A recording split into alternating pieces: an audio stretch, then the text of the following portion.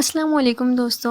आज की वीडियो में हम नासा एसिड की एक अहम ट्रेनिंग को आसान उर्दू में समझेंगे। अगर आप AOD, मोडीज़, PM 2.5, Google Earth engine, remote sensing, air pollution या किसी भी रिसर्च स्टडी एरिया पर काम कर रहे हैं तो ये वीडियो आपके लिए बहुत अहम है। आज हम ये समझेंगे कि PM 2.5 क्या है, AOD क्या है एंड PM 2.5 को सैटेलाइट डायरेक्ट मेजर क्यों नहीं करता या क्यों नहीं देख सकता। हाई AOD हमेशा हाई PM 2.5 क्यों नहीं होती। सो PM 2.5 क्या है? PM 2.5 ऐसे छोटे पार्टिकल्स हैं जिनका कतर माइक्रोमीटर 2.5 या इससे कम होता है। ये पार्टिकल्स पैदा होते हैं किससे? गाड़ियों से, इंडस्ट्रीज से, ब्रिक किल्न से, क्रॉप बर्निंग से, बायोमास बर्निंग से एंड कंस्ट्रक्शन एक्टिविटीज़ से। ये पार्टिकल्स बहुत ख़तरनाक है क्योंकि ये हमारे फेफड़ों और ब्लड स्ट्रीम तक पहुंच सकते हैं। PM 2.5 सैटेलाइट से क्यों नहीं मेजर हो सकता? ये नासा एसिड का सबसे अहम कॉन्सेप्ट है। सैटेलाइट खला में मौजूद होता है, वो ज़मीन के करीब मौजूद पोल्यूशन को डायरेक्ट मेजर नहीं कर सकता। सैटेलाइट सिर्फ एटमॉस्फेयर में मौजूद एरोसोल्स को ऑब्जर्व करता है। इस ऑब्जर्वेशन को हम कहते हैं AOD यानी एरोसोल ऑप्टिकल डेप्थ। AOD हमें बताता है कि एटमॉस्फेयर में कितनी एरोसोल्स मौजूद हैं। अगर एटमॉस्फेयर साफ़ हो AOD कम होगी, अगर एटमॉस्फेयर हेज़ी या स्मोकी हो AOD ज़्यादा होगी। साफ़ दिन में AOD 0.1 एंड स्मोक वाला दिन हो तो AOD 1.5। लेकिन याद रखें सैटेलाइट सिर्फ एरोसोल देख रहा है, वो ये नहीं जानता कि एरोसोल ज़मीन के करीब है या ऊपर एटमॉस्फेयर में है। सो AOD और PM 2.5 एक जैसी चीज़ नहीं है। PM 2.5 ज़मीन के करीब पोल्यूशन को मेजर करती है एंड AOD पूरी एटमॉस्फेरिक कॉलम में एरोसोल्स को मेजर करती है। इसीलिए नासा कहता है AOD और PM 2.5 रिलेटेड हैं, लेकिन दोनों एक जैसी चीज़ नहीं है। इसको हम इन कॉन्सेप्ट से समझेंगे जो कि नासा एसिड लेक्चर में थी। वर्टिकल डिस्ट्रीब्यूशन ये नासा लेक्चर का सबसे अहम हिस्सा है। फ़र्ज़ करें दो सिचुएशंस हैं, लाइक लाहौर में विंटर स्मोक है, पोल्यूशन ज़मीन के करीब मौजूद है, सैटेलाइट बता रहा है हाई AOD है एंड ग्राउंड हाई PM 2.5 दे रहा है। रिज़ल्ट ये है हमारा strong relationship. And situation number 2, जून में डस्ट स्टॉर्म आ जाता है, डस्ट एटमॉस्फेयर के ऊपर मौजूद है, सैटेलाइट फिर भी एरोसोल्स देखेगा, रिज़ल्ट देगा AOD हाई है लेकिन ग्राउंड पर लोग इतनी पोल्यूशन इनहेल नहीं कर रहे, PM 2.5 कम या मॉडरेट हो सकती है, तो रिज़ल्ट हमें आएगा high AOD and low PM 2.5 and weak correlation. And इन कॉन्सेप्ट को नासा ने वर्टिकल डिस्ट्रीब्यूशन कहा है और उन्होंने अपनी वहाँ पे इमेज भी दी है और वहाँ पे सारा एक्सप्लेन किया है यहाँ पे।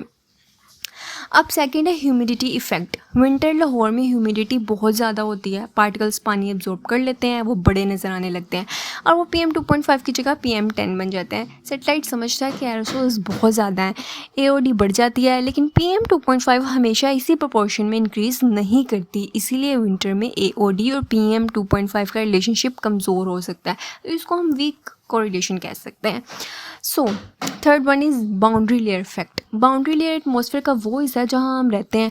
विंटर में बाउंड्री लेयर कम हो जाती है, पोल्यूशन ट्रैप हो जाती है एंड PM 2.5 बहुत ज़्यादा हो जाती है। समर में बाउंड्री लेयर ज़्यादा हो जाती है, पोल्यूशन ऊपर फैल जाती है, इसी वजह से एक ही AOD वैल्यू मुख्तलिफ PM 2.5 दे सकती है। एंड AOD कवरेज, सैटेलाइट हर दिन और हर जगह AOD रिट्रीव नहीं कर सकता। प्रॉब्लम क्या है? क्लाउड है, फोग है, डेंस स्मोक है, रिट्रीवल एरर्स हैं। एंड फॉर एग्जांपल दिसंबर है, फोग बहुत ज़्यादा है और काफ़ी तो स्टडी एरिया ऐसे होते हैं जहाँ पे हमारे पास स्नो आ जाती है, स्नो कवर होता है। सो नासा एसिड ने अपनी ट्रेनिंग में भी ऐसे पिक्चर्स शो करवाई हैं जहाँ पे स्नो कवर है। कई जगह AOD पिक्सल मिसिंग हो सकते हैं। इसका मतलब ये नहीं कि पोल्यूशन कम है, ये सिर्फ सैटेलाइट लिमिटेशन है। टेम्पररी रेजोल्यूशन का मतलब सैटेलाइट कितनी बार एक जगह को ऑब्जर्व करता है। मिसाल मोडीज़ चेहरा सुबह तकरीबन 10:30 बजे, मोडीज़ एक्वा दोपहर तकरीबन 1:30 बजे। लेकिन PM 2.5 अक्सर डेली एवरेज होती है, इसलिए दोनों डेटा सेट्स एक ही चीज़ रिप्रेजेंट नहीं कर रही। टेम्पोरल अलाइनमेंट अक्सर AOD 10:30 AM पे है, ठीक है, एंड PM 2.5 जो है वो डेली एवरेज पे आ रहा है, तो दोनों का डायरेक्ट कंपैरिजन एरर ही पैदा कर सकता है। इसलिए मंथली एवरेजेस ज़्यादा बेहतर होती हैं। Special variability and special resolution, इसमें क्या होता है कि सैटेलाइट इन वैल्यूज़ की एवरेज देखता है ठीक है, एक ग्राउंड स्टेशन से डाटा लिया जाता है और वैसे सैटेलाइट जो देखता है वो सारे जो वहाँ पे पिक्सेल्स हैं उन सब की एवरेज को दिखा देता है। इसीलिए सैटेलाइट और ग्राउंड ऑब्जर्वेशन में फ़र्क आ सकता है। सो आई होप आपको ये वीडियो पसंद आई होगी और इससे हमें अहम पैगाम ये मिलता है नासा एसेट की ट्रेनिंग से कि PM 2.5 जो है सैटेलाइट जो है PM 2.5 को डायरेक्ट मेजर नहीं करता। सैटेलाइट सिर्फ एरोसोल्स को ऑब्जर्व करता है एंड PM 2.5 एस्टिमेशन के लिए ज़रूरी है AOD और मेथोडोलॉजी हो, उसकी ग्राउंड डाटा हो, एटमॉस्फेरिक मॉडल्स हों। इसलिए हाई AOD हमेशा हाई PM 2.5 नहीं होती और यही कॉन्सेप्ट लाहौर स्मोग और एयर पोल्यूशन रिसर्च एंड काफ़ी जो भी स्टडीज़ एरिया हैं उसको समझने के लिए बहुत ज़्यादा अहम है।